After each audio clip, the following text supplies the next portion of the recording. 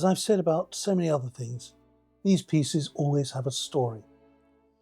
This clock has a lovely story attached to it, and this is just one such example. I first saw this clock, got to be some 40 years ago. It made me gasp when I saw it. The sheer power of this clock is remarkable. It makes a statement all of its own. Many years ago, when I was in Bond Street, there was a lovely guy who used to come in and see me by the name of Harvey, and we'd sit there and talk about English antique furniture. He was a collector and he really knew his stuff. And on one occasion he said to me, "Do you know what? I need to sell something to pay for my daughter's wedding." So we were talking about that, and he said he'd got a walnut card table that he wanted to sell. So I went up to see him. He was on the outskirts of Manchester, and I saw Harry, bought the table, put it in the back of the car upside down in the back seat of my Jaguar, and he went back inside to the house. He came out with his 4 army socks and put one khaki sock on each of the 4 legs of the table to protect them, as they were beautifully carved. I sold that table within a very short space of time and got to know Harry very well and his collection.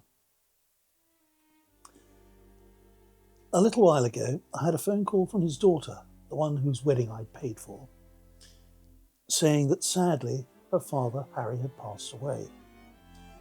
And it was a condition of his will that I should be offered the first opportunity to buy any of the pieces from his collection, which I then did. Harry had a very interesting career in the army in the Second World War.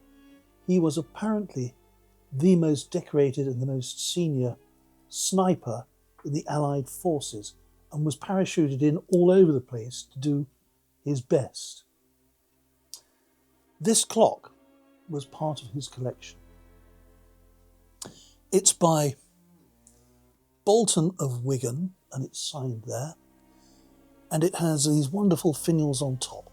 This is the Chippendale period North Country interpretation, where they took the London clocks, the Chippendale period clocks, and they wanted to show that they, even Bolton in Wigan, knew how to make fabulous, fabulous clocks.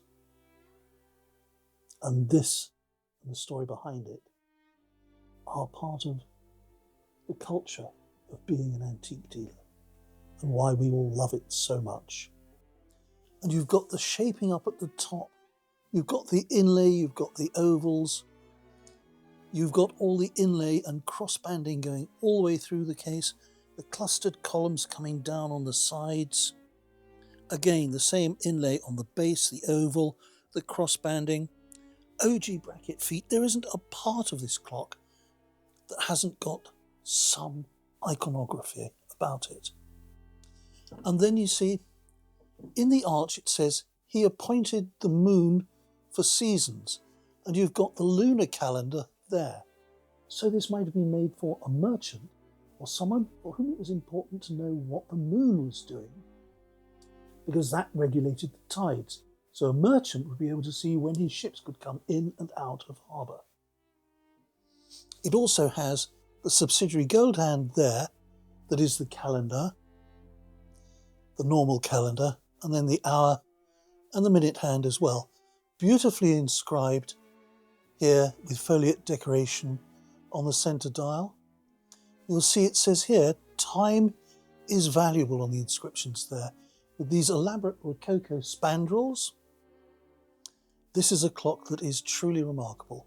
Now, I can read you some of the history of this because I have researched it. During the 18th century, Wigan continued to be an important market town, and its population grew rapidly. In 1700 it was about 6,000, and by 1850 it had risen to 32,000. Clockmakers made clocks in Wigan and whitesmiths made pewter goods. Then in 1779, the Leeds and Liverpool Canal was completed as far as Wigan, and from the end of the 18th century, coal mining around Wigan vastly increased. At one point, there were over 1,000 pits within 5 miles of the town centre. By 1790, when this clock was made, Wigan also had its own ironworks, and during the last quarter of the century, the cotton weaving industry boomed as well. In 1764, a waterworks was created in Wigan, and in 1798 a dispensary opened where the poor could obtain free medicines. Like many other towns in the north of England, Wigan was transformed by the Industrial Revolution from the end of the 18th century onwards.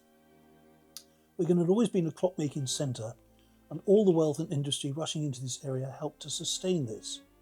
There were 3 outstanding clockmakers in Wigan during the second half of the 18th century: Peter Fernley, Robert Bolton and William Barker. There was very keen competition between these 3. 2 of them, Fernley and Barker, made a wide range of clocks to suit various market prices, but they were also anxious to demonstrate they were able to produce timepieces to match any others in the land, so each of them made a masterpiece to prove it. Bolton, on the other hand, was already wealthy from making fine guns. As he also owned the main brass foundry in Wigan, he made the brass styles for most of the clockmakers in that region. He was also mayor of Wigan. The example he made for his own home has survived intact. William Barker's astronomical masterpiece made during the 1780s was highly acclaimed and was sold in London during the 1970s. When Barker's clock appeared, it prompted Peter Fernley to make his own masterpiece clock, which he then placed in his own home for showing to the gentry and selected clients in order to obtain commissions. So this would have been in Robert Bolton's own home, and he would have had this there so that people coming to see him to say, what sort of clock can you make, could look at this and go, wow, I'd like one like that. It has an 8-day movement, striking the hours on 1 bell, and is just about as good as you'll get.